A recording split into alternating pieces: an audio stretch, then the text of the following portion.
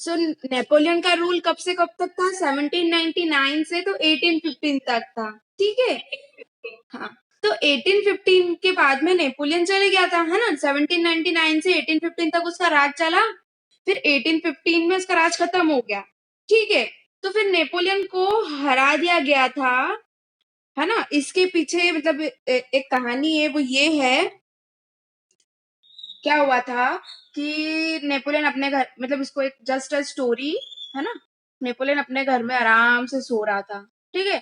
इधर से 4 लोग आए। कौन 4 लोग थे वो? ब्रिटेन, रशिया, प्रूशिया और ऑस्ट्रेलिया, सॉरी, ठीक है। ब्रिटेन, रशिया, प्रशिया और ऑस्ट्रेलिया, सबके पास एक एक बंदूक थी। अब ये तो बेचारा नेपोलियन एक ही था, ये लोग 4 लोग, इन लोगों ने गन जो थी वो लोड करी और उसमें लगा दी। अब नेपोलियन ने भी अपनी गन तो उठाई, उसने भी लोड की, पर उसका निशाना चूक गया, ठीक है। फिर इन लोगों ने क्या किया, निशाना लगाया और लगा दी गोली नेपोलियन पे, ठीक है। अब नेपोलियन तो बेचारा एक ही था, वो तो भाग गया वहां से। तो नेपोलियन का राज यहाँ तक खत्म हो गया था, है ना। तो ये जो कहानी मैंने आपको सुनाई ना, इसको बोलते हैं वेटरलो, ठीक है, बैटल ऑफ वेटरलो। यहाँ पे मेरे को मिल ही नहीं रहा है, पता नहीं कहाँ पे है वो।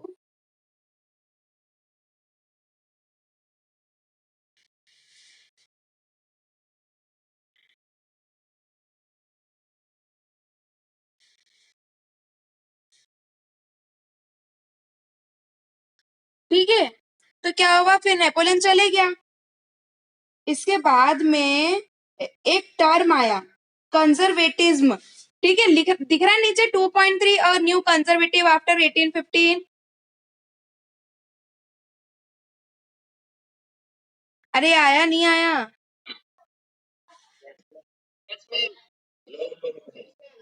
तो क्या हुआ, इसके बाद एक टर्म आया कंजर्वेटिज्म टर्म। ये जो वर्ड है, बेटा प्लीज क्या अपना,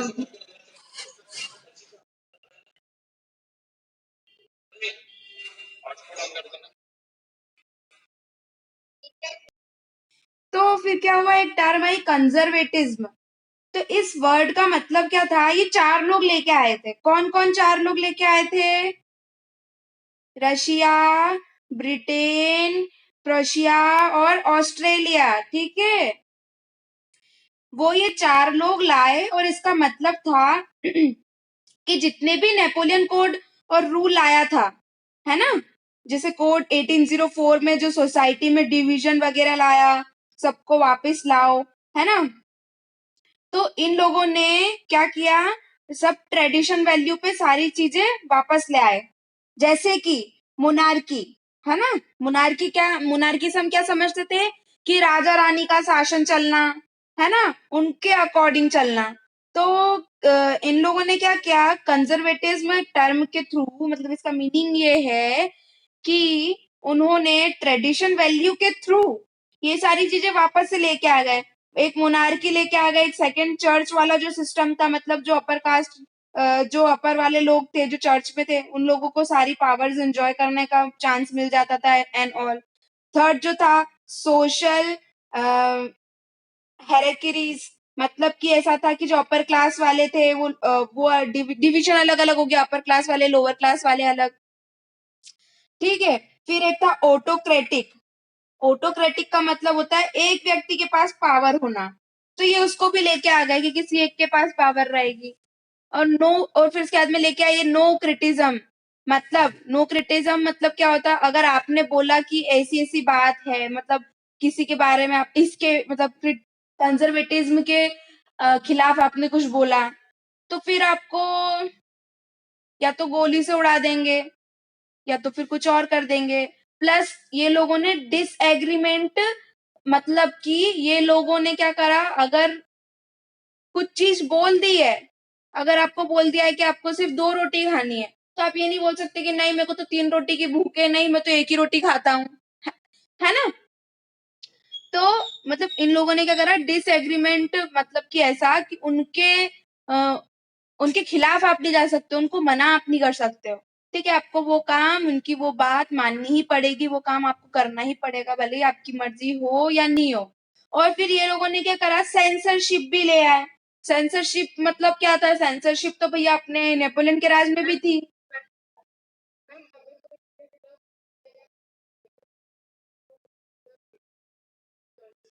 हाँ, और नो क्रिटिज्म मतलब,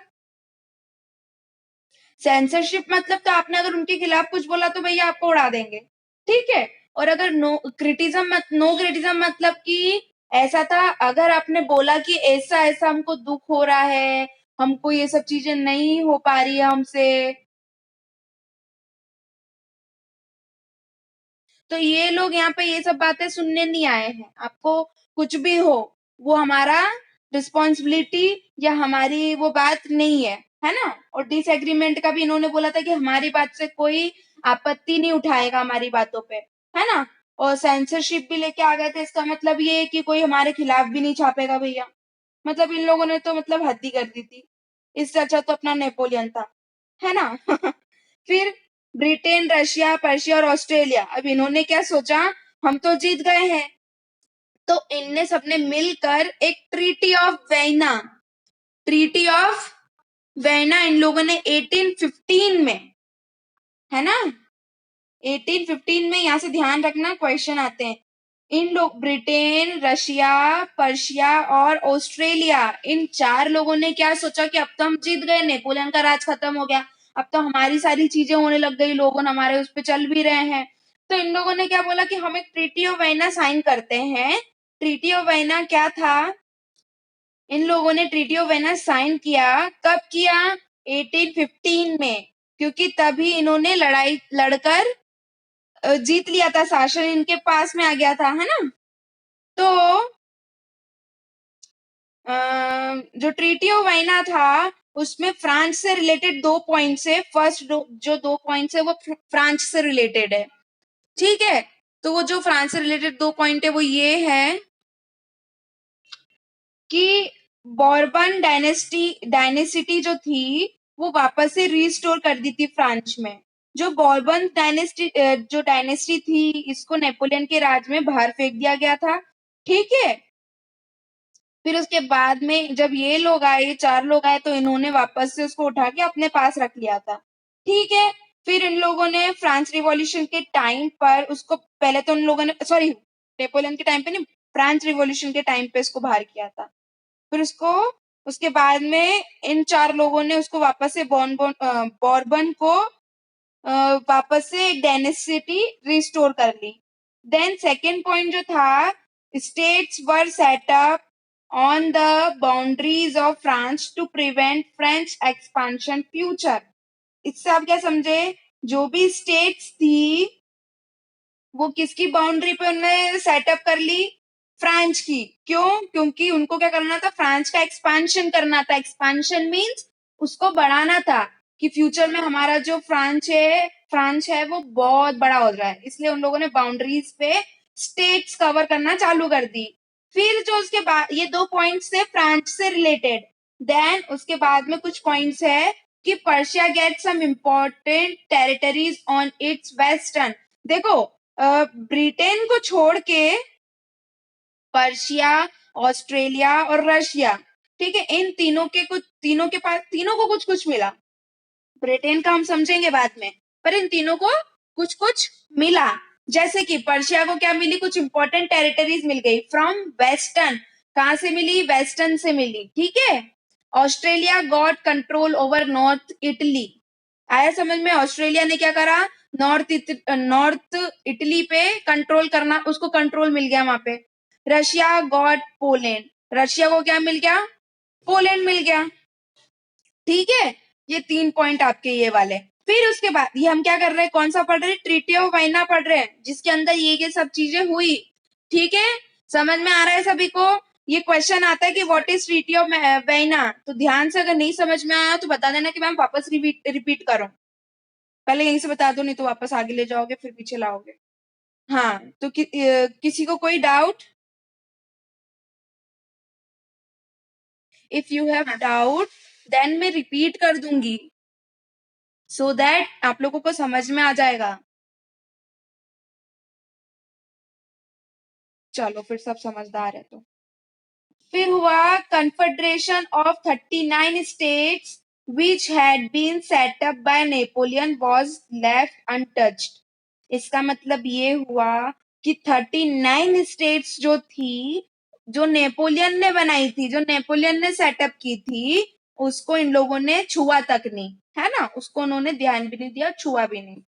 तो कंजर्वेटिज्म से बहुत लोग खुश नहीं थे, तो उन लोगों ने, अब भैया जब आपको इतना समझ में आ गया होगा कि अगर खुश नहीं है लोग तो वो क्या करेंगे, रिवॉल्यूशंस करेंगे, है ना।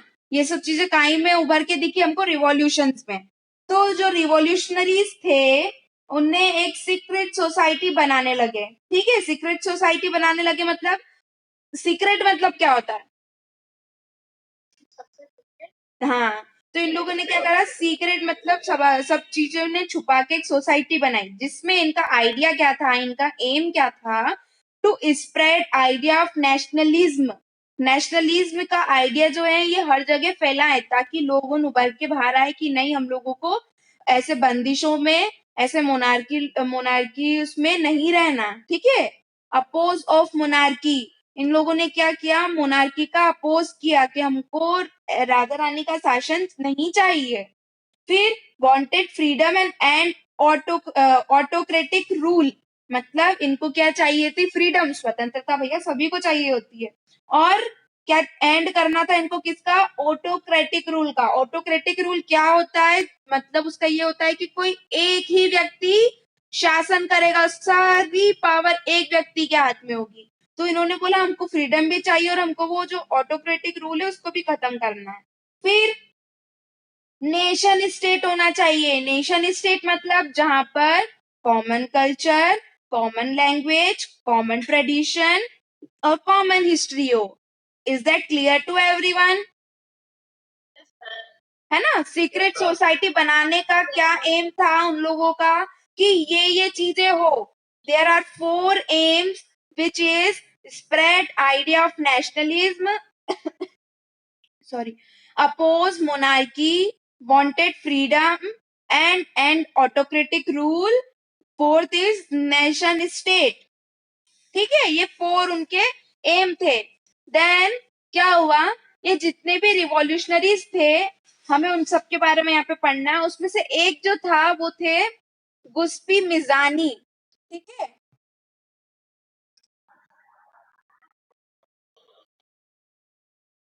यहाँ लिखा है one such individual was the Italian revolutionary Giuseppe Mazzini. इसको आपको याद रखना है, ये एक इटालियन रिवॉल्यूशनरी थे। इनको अपन पॉइंट्स में पढ़ लेते हैं, ठीक है, आपको जल्दी याद रहेगा। ये एक इटालियन रिवॉल्यूशनरी थे। ये मेंबर थे कहाँ के, सीक्रेट सोसाइटी कार्बोनरी के। कहाँ के मेंबर थे ये, सीक्रेट सोसाइटी कार्बोनरी के, ठीक है। 2 पॉइंट्स है इनके बारे में, क्या पढ़े हमने, ये इटालियन रिवॉल्यूशनरी थे, ये मेंबर थे सीक्रेट सोसाइटी के। आगे इनने 2 काम करे थे सीक्रेट सोसाइटी में, क्या किए थे, यंग इटली फ्रॉम फॉर्म किया था इन्होंने, कहाँ पे, मार्सलीज में। कहां पर फॉर्म किया था इन्होंने, मार्सलीज में, ठीक है। फिर यंग यूरोप इन बर्नी, इनने यंग यूरोप भी फॉर्म किया था, कहां पे, बर्नी में, ठीक है, BERNE, ठीक है। फोर्थ इनका पॉइंट ये है कि believed in unification of Italy. ये क्या चाहते थे कि इटली एक अलग से कंट्री हो, जहां पर इटालियन लैंग्वेज हो, इटालियन कल्चर हो, इटालियन ट्रेडिशन हो, इटालियन हिस्ट्री हो उनकी, है ना। तो ये क्या चाहते थे कि यूनिफिकेशन ऑफ इटली, ये बिलीव करते थे कि यूनिफिकेशन ऑफ इटली हो, ठीक है। तो गुस्पी मिजानी के बारे में समझ में आया आप लोगों को, इसको याद रखना है हमको, है ना। फिर हम लोग डेट रिवीजन कर लेते एक बार, नहीं तो सब भूल जाओगे तो फिर सब रह जाएगा। 1789 में क्या हुआ था, फ्रेंच रिवॉल्यूशन हुआ था, ठीक है। फिर 1799 से 1815 तक किसका राज था, नेपोलियन का, जिसके अंदर उसने 1804 में सिविल कोड लाया था, ओके। फिर 1815 के बाद में ट्रीटी ऑफ वाइना साइन हुआ, है ना, जो कि कब तक चला, 1834 तक। कब तक चला, 1834 तक। ओके, सो हम अब पढ़ने वाले हैं the age of revolution. Age of revolution जो कि कहां से कहां तक है, 1830 से 1848 तक। अब इस समय बहुत सारे रिवॉल्यूशन हुए, है ना, फिर सबको आएगा कि रिवॉल्यूशन क्यों हुए। तो हमने क्या देखा था कि सबको लिबरलिज्म चाहिए, लिबरलिज्म मतलब इक्वलिटी चाहिए सबको, सबको नेशनलिज्म चाहिए, ये सब बहुत ज्यादा फेमस हो गया था, है ना, उस टाइम पे। Spreading in different parts of Europe, मतलब ये कहाँ कहाँ पे, Italian, German state, Ireland, Poland, यहाँ सब पे क्या हो गया, ये सब चीजें लिबरलिज्म, नेशनलिज्म, सब ये सारी चीजें क्या हो गई, स्प्रेड हो गई, मतलब फैल गई कि हमको लिबरलिज्म चाहिए। लिबरलिज्म का मतलब होता है इक्वेलिटी चाहिए थी उनको, उनको फ्रीडम चाहिए थी, है ना, सब एक किसी में कोई भेदभाव नहीं हो, सब इक्वल हो, फ्रीडम होना चाहिए हमारे पास में, तो ये सब चीजें इनके पास में चल रही थी, नेशनलिज्म वाली, है ना। तो ये चार कंट्रीज में क्या हुआ, different different parts of Europe में फैल गई, इटालियन, जर्मन और आयरलैंड और पोलैंड में। इन सबको आगे कौन लेके जा रहा था, कौन लीड कर रहा था इनको, हमने पढ़ा था ना ये, who lead this revolution. Okay, कोई बात नहीं। एजुकेटेड मिडिल क्लास, याद आया कुछ, लेट इट बी, तुमको कुछ भी याद नहीं आता है, चलो। तो इन सबको ये सारे रिवॉल्यूशंस कौन कौन करवा रहा था, जो एजुकेटेड मिडिल क्लास फैमिलीज थे। मैंने बताया था आपको पहले क्या होता था, एकदम अपर क्लास रहती थी और लोअर क्लास रहती थी, ठीक है। अपर क्लास में कौन, जिनके पास में भैया बहुत सारे जमीन वगैरह हो, है ना, और लोअर क्लास में कौन, पीजेंट मतलब कि किसान, किसान लोग रहते थे। तो फिर उनके बाद में एक और क्लास उभर के आई, वो कौन सी थी, मिडिल क्लास, जिसमें एजुकेटेड लोग थे। कौन से लोग थे, एजुकेटेड लोग थे, जैसे कि टीचर्स, डॉक्टर, इंडस्ट्रियलिस्ट, ये सब थे। तो ये सब आगे लेके जा रहे थे इन सब रिवॉल्यूशंस को, ठीक है। तो 1830 में पहला रिवॉल्यूशन हुआ जिसमें दो बातें हुई।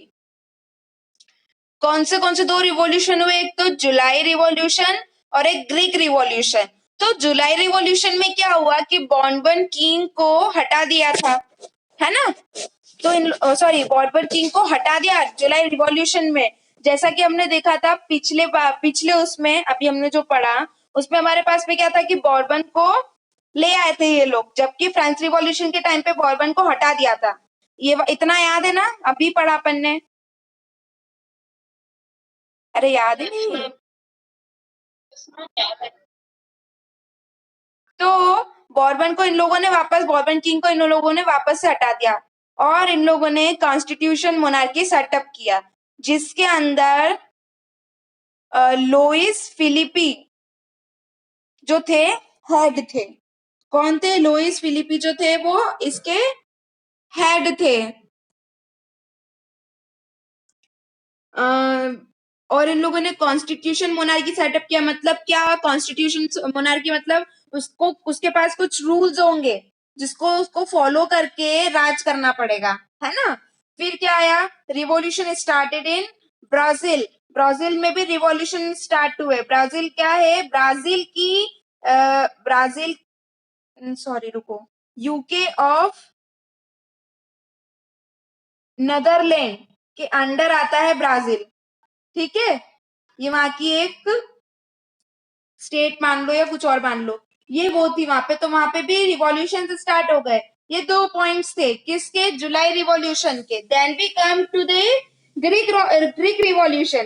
तो Greek revolution is time of Ottoman empire, ठीक है। ऑटोमन एम्पायर के अंडर में था ये सब कुछ। तो 1821 में स्टार्ट किया गया था स्ट्रगल इन लोगों ने। तो ये लोग क्या अकेले तो थे, है ना, तो इनको फ्रीडम हासिल नहीं हो पा रही थी। तो इनको किसका हेल्प मिला, वेस्टर्न यूरोपियन कंट्रीज की हेल्प मिली, और कुछ पोइट्स और कुछ आर्टिस्ट की इन लोगों को क्या मिली, हेल्प मिली, ठीक है।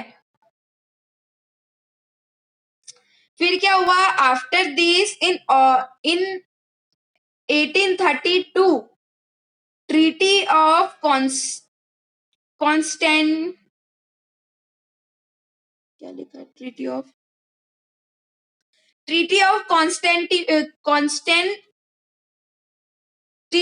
कॉन्स्टेंटिनोपल का इन लोगों ने एक साइन किया जिसमें इन लोगों को फ्रीडम मिल गई। कब किया इन लोगों ने 1832 में इन लोगों ने क्या किया ट्रीटी ऑफ कॉन्स्टेंटिनोपल इन लोगों ने साइन किया और इनको फिर क्या मिली फ्रीडम मिल गई। एक्चुअली क्या हमारा टाइम हो गया है, बार बार मेरे पास में नोटिफिकेशन आ रहा है। तो इतना पढ़ा है, किसी को कोई इसमें डाउट है क्या? तो हम लोग कल से हम लोग ये जो 1832 में कॉन्स्टेंटिनोपल जो साइन हुआ था उसको हम कल से स्टार्ट कर देंगे, है ना। अभी मतलब टाइम भी हो गया है, सो